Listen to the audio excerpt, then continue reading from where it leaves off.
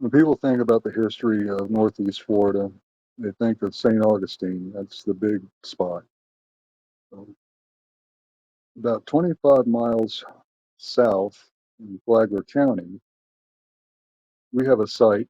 It's approximately 2 square miles of almost 200 years of history, starting in 1768 with Kings Road and going all the way up into the 1930s. Stay with me. I'll take you on a tour of this historic site here in Flagler County. And stay to the end for a special video in Kings Road. This is the Colonial Causeway. See water over there, and you see water over there. The ground I'm walking on was actually built up and created high ground through the swamp. I guess is what the engineers thought was the best plan. Rain lilies. As they came down out of what we know as St. Johns County now, it was a pretty straight run. When they got to what is now Palliser Creek, they found out that Flagler County is high ground, low ground, swamp. It's just not straight line type of roadway. So the surveyors came through, said, yeah, this is our best plan. They built up the land that I'm walking on again. And this was where the site of the second set of double bridges was. Flagler County, Palliser Creek, St. Johns County. It's actually an island in the middle of Palliser Creek. The first set of bridges would have came over from the St. Johns County side onto this island. And then the second set would have started where that grass is over there, behind that downed oak, and stretched to here.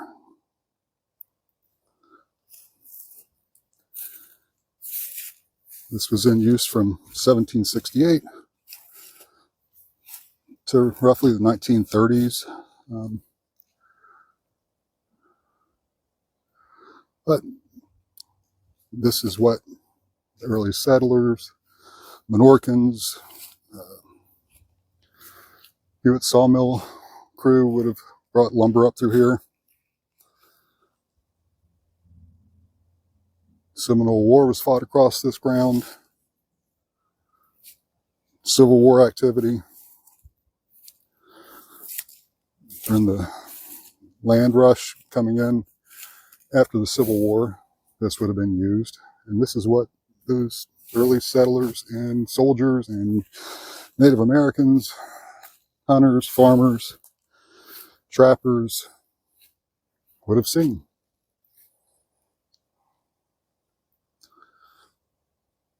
This is old Florida at its finest. Currently, this is protected land. Hope it stays that way. Notice the ground's all tore up. It's from hogs, probably. It's what prints look like. We got cottonmouths out here, rattlesnakes, hogs. And this is what old Florida was and is.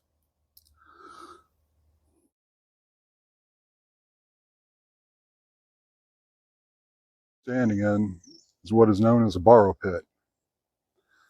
Basically, they dig up the dirt in one area and move it to another. In this case, I'm standing in one of the borrow pits that was used to make the dam for Hewitt sawmill. This low ground would have been made roughly 1770. It still exists.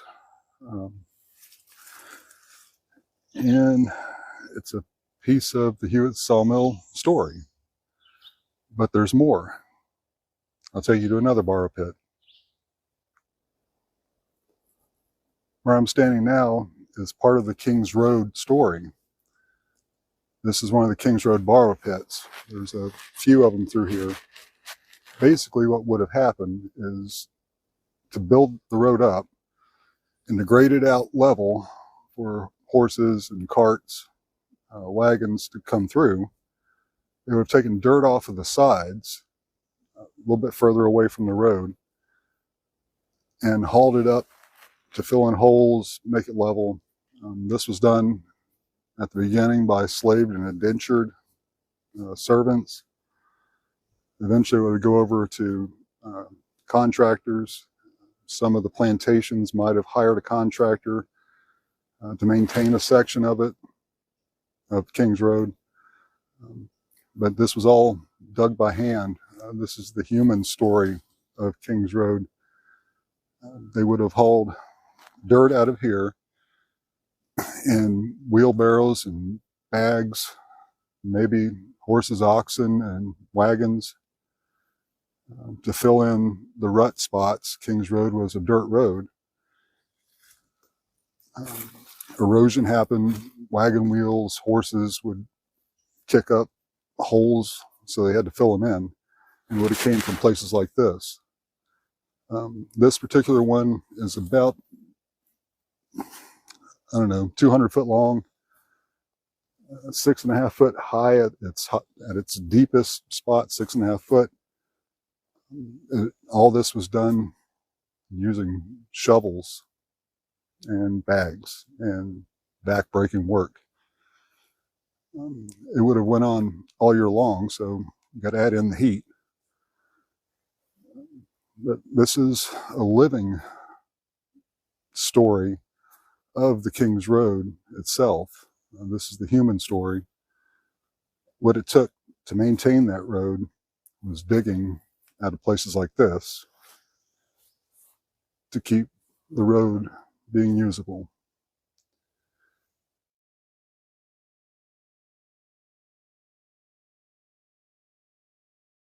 We're at Hall Creek Road.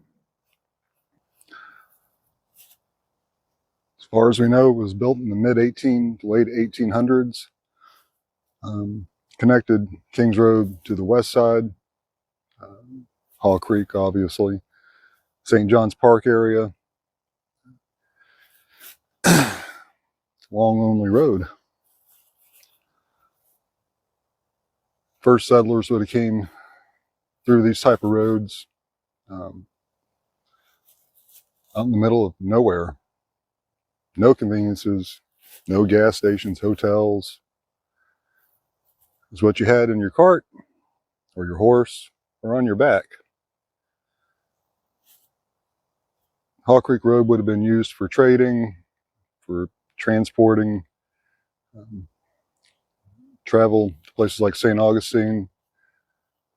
It would have came up through Neoga and Espanola area and across through these pine woods to Kings Road.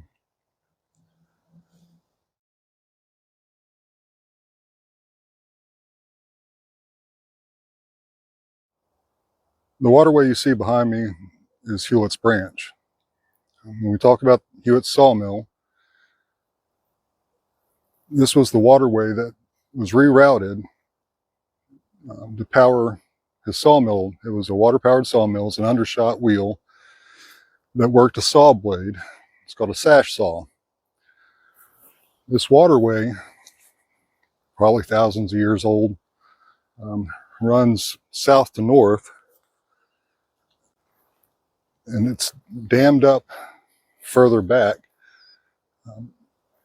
and the water was rerouted into the sawmill.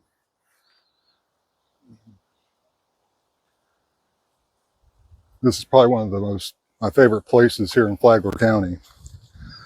It's a swamp. If you see me moving, I've got to keep moving because I keep sinking.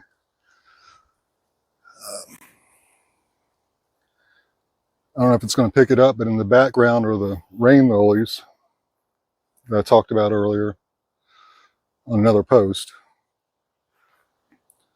It's brackish water. It's brown because of the tannic acids from leaves, from pine trees, oak trees rotting. It's a sand bottom, and it's very, very sticky. I'm not going to say it's quicksand, but you will sink in it.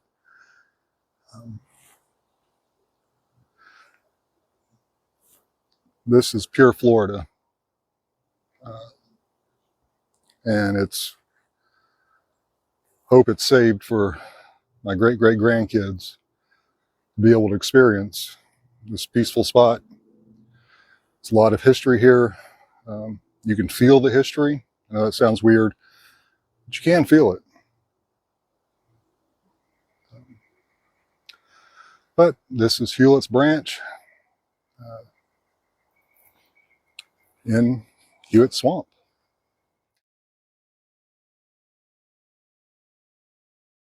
I'm John Hewitt. Saw on a map drawn by William Gerard de Brom a notation that said fit site for a mill.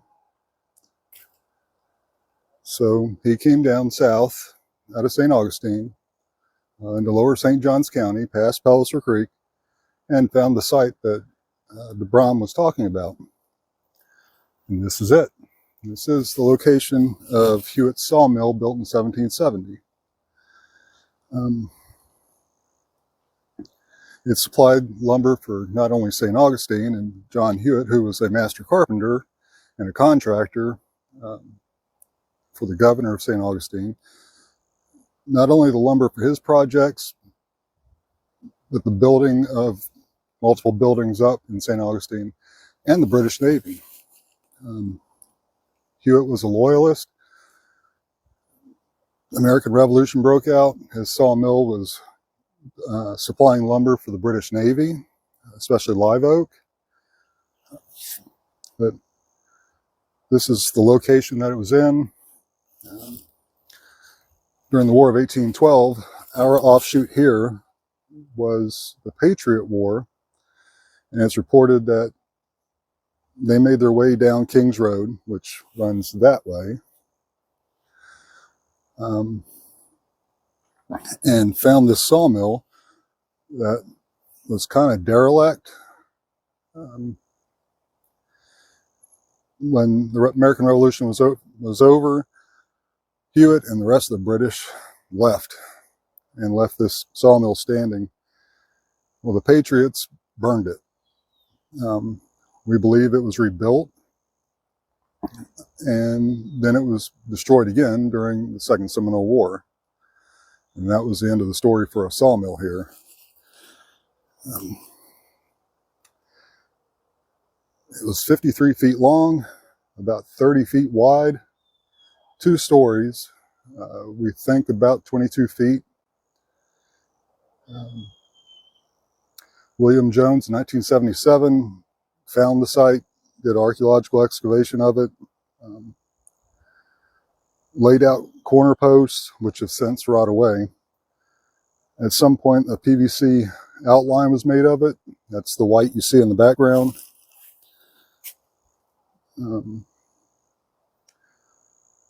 This oak tree came down during a hurricane. We've still got to clear it. But this was the site.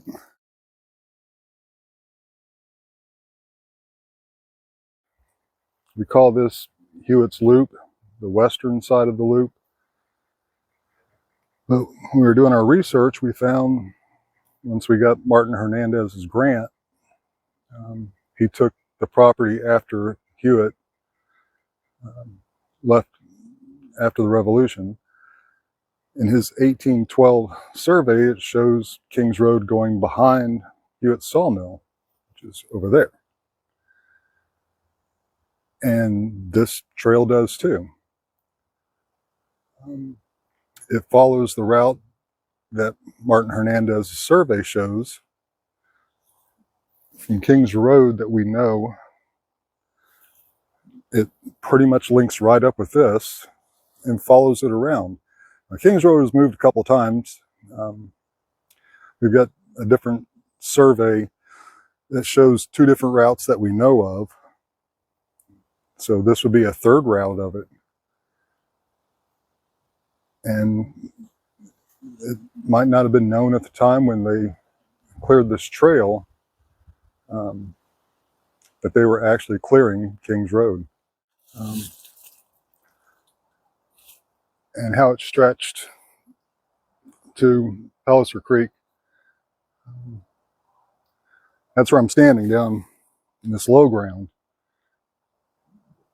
As roads became too rutted, they would throw the dirt off to the sides to smooth it out, and that's why I'm standing in a big ditch, because this was a roadway. We also think that there was a railroad that ran through here. Um, it's possible that it dates back to the John Hewitt sawmill period, 1770s, Revolutionary War era. Um, ran down that way, Hewitt's branch, across the branch, um, over to where the Florida Agriculture Museum is now, and then kind of went northeast to Palliser Creek to a deep area where they could have loaded ships at. Um, it was used that as a roadway, then possible railway. We know there was turpentine operations happening through here. But this is Colonial Road.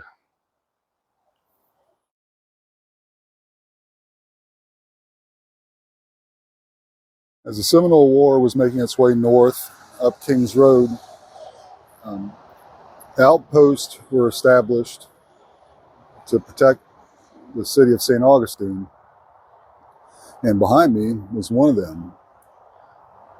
It was built on the old Hewlett's mill site, not Hewitt's, the old sawmill site, but another one named Hewlett.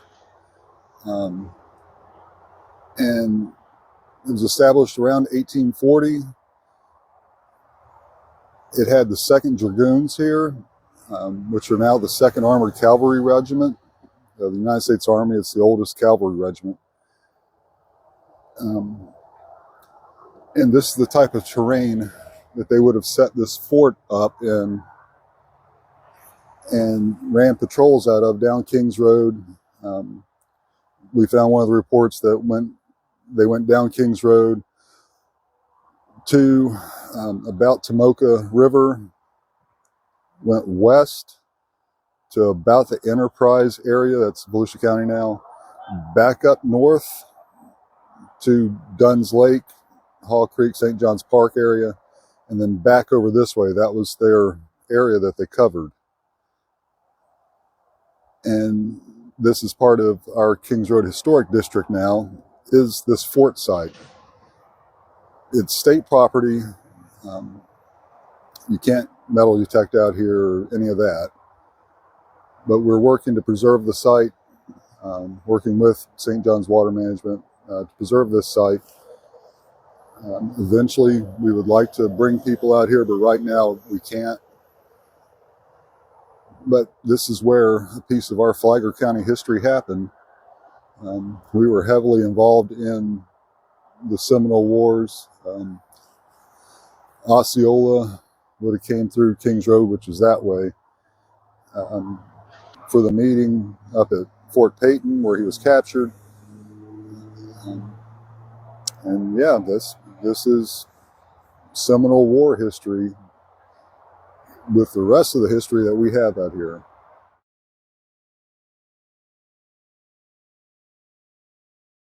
Today, when we think of roads, it's concrete, gravel, asphalt. But in the 18th, 19th, early 20th century, it was all dirt roads through here. This is one of the oldest ones. Started over by Hewitt Sawmill. We have a site called Colonial Road. It ran across what is now US 1 over to what is now the Florida Agriculture Museum and went northeast to Palliser Creek, which is back that way. Its name is Palliser Creek Road.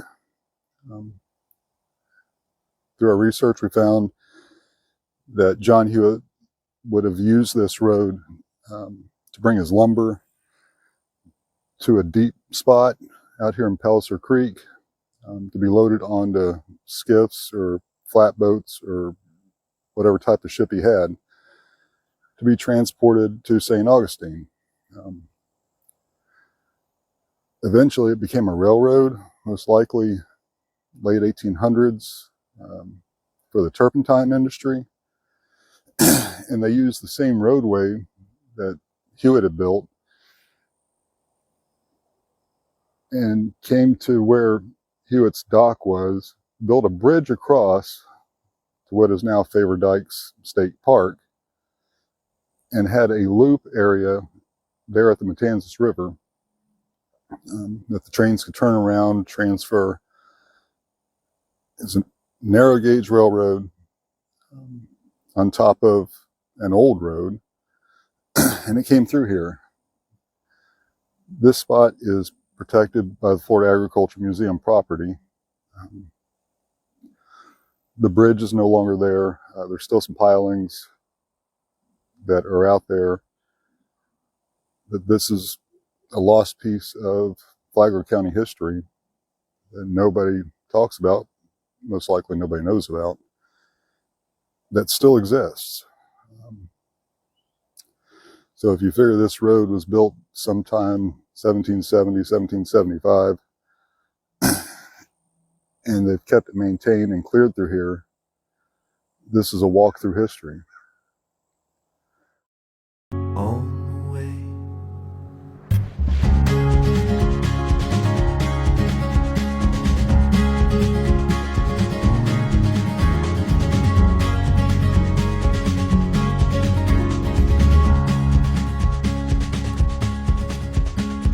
Climbing up from the valley below, seeing places and faces I've never known. I will follow to the open road. Through the trees till I see the sun.